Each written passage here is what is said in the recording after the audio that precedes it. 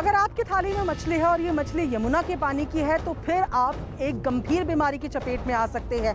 बारिश ना होने की वजह से यमुना का पानी बेहद खतरनाक प्रदूषण स्तर के लेवल पर पहुंच गया है, जहां पर यहां इस पानी में पलने वाली मछलियां भी खतरे का सबब बन रही है। और इसीलिए दिल्ली सरकार ने यमुना के कुछ हिस्से में मछली पकड़ने पर रोक लगा दी है। और इस रोक को बेवजह भी नहीं कहा जा सकता, क्योंकि यमुना का पानी खुद अपना हाल बयां कर रहा है।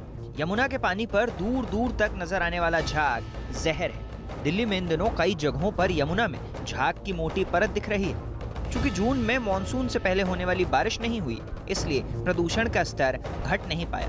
नदी के पानी की हालत को देखने के बाद दिल्ली सरकार ने नोटिफिकेशन जारी किया है, जिसके मुताबिक यमुना के पानी में प्रदूषण का स्तर गंभीर होने की वजह से नदी के 2 हिस्सों में मछली पकड़ने पर रोक लगाई जा रही है। यमुना में हिंडन नहर, गाजीपुर नाला और शाहदरा नाला के पास मछली पकड़ने पर भी पूरी तरह रोक है। यमुना नदी का वो हिस्सा जिसमें न्यू ओखला बैराज से दिल्ली सीमा है, वहाँ भी अगले आदेश तक मछली नहीं पकड़ी जा सकेंगी। पहले यमुना किनारे होने वाली सब्जियों पर सवाल उठ रहे थे और अब यमुना के पानी में पलने वाली मछलियों पर सवाल उठ रहे हैं। जानकारों का कहना है कि ये मछलियां सेहत के लिए बेहद खतरनाक हो सकती हैं। इसी वजह से बीते साल भी यमुना के कुछ हिस्सों पर मछली मारने पर रोक लगाई गई थी।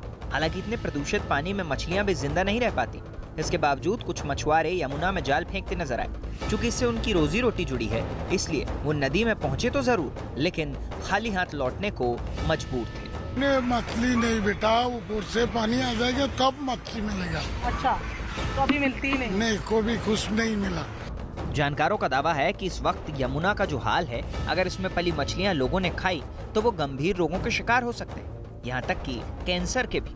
अगर हम उन मछलियों का सेवन कर लें अपने खान पान में तो होगा क्या, वो ना ही हमारे सिर्फ हार्मोनल सिस्टम को बल्कि हमारे इम्यून सिस्टम को और इन सबको इफेक्ट करते हुए आगे लॉन्ग टर्म में कैंसर भी जो है वो एक तरीके से कर सकती है। दूसरी चीज, बच्चों में जो है ये भी देखा गया है कि गैस्ट्राइटिस, एंटेराइटिस, इवन उनके जो सेक्स हार्मोन्स है वो भी इसके सेवन से जो है इफेक्ट हो सकते हैं।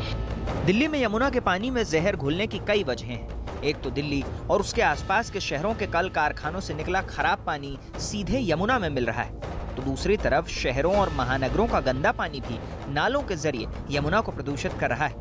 गंदे पानी के साथ यमुना में मिलने वाले कीटनाशक जीवन देने वाले पानी को जहर में बदल देते हैं। यमुना में दिखने वाले झाग की वजह भी यही घालमेल है। इस पानी में इंडस्ट्रियल वेस्ट भी काफी मात्रा में मिला हुआ है, तो ये जो टॉक्सिक कॉकटेल है, इसकी वजह से हम ये पानी में ये झाग देख रहे हैं।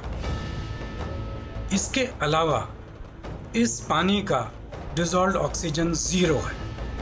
ये भी एक कारण है इस तरह के झाग को उत्पन्न करने के लिए।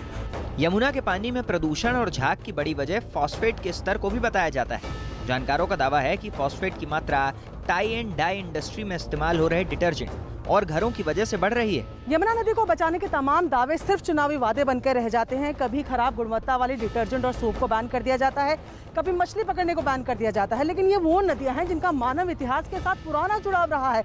ऐसे में नदियों को बेमौत मरने के लिए नहीं छोड़ा जा सकता, वरना इसके ऐसे परिणाम होंगे कि पछताने का भी मौका नहीं मिलेगा।